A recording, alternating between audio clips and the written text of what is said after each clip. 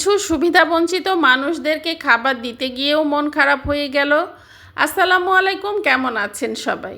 আশা করছি আল্লাহর রহমতে সবাই সুস্থ আছেন, ভালো আছেন। আমিও আলহামদুলিল্লাহ বেশ ভালো আছি।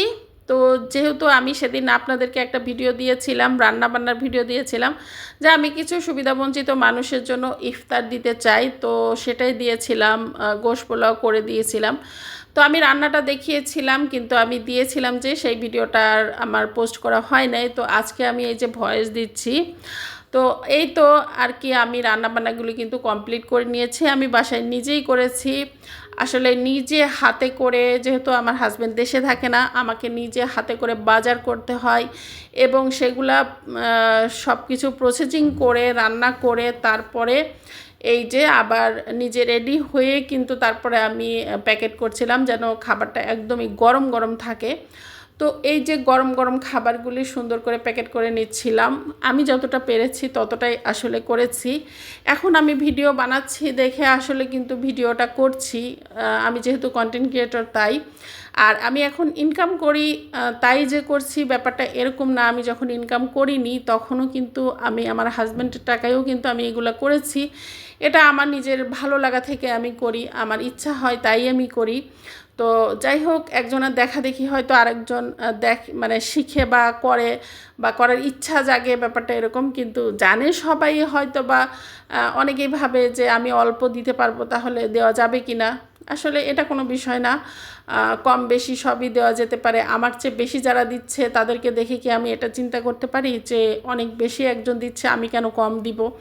তো অনেকেরই তো দেখছি যে ভিডিও বানিয়েছে যারা অনেক অনেক অনেক দেখা যাচ্ছে গ্রামে তারা অনেক লোক খাওয়িয়েছে, এরকম ভিডিও দেখলাম।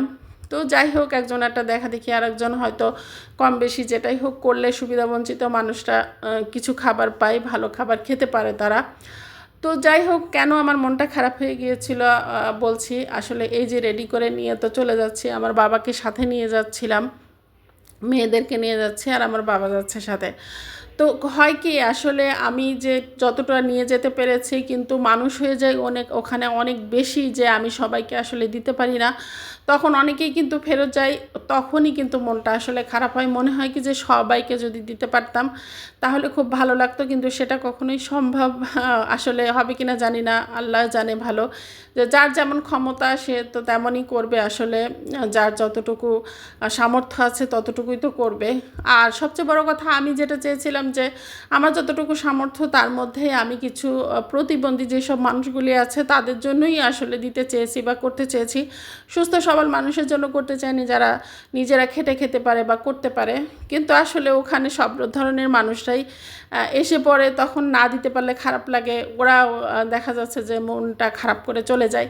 এই যে দেখেন, একজন হাত মানে এমনভাবেই কাঁপছিল যে খাবারটা হাতে নিতে পারছিল না, পরে আমি তার বাটির মধ্যে খাবারটা দিয়ে দিয়েছিলাম। তো এই তো অবস্থা। যাই হোক, আলহামদুলিল্লাহ সব কিছু মিলিয়ে আমি নিজে হাতে করে সব কিছু করেছি।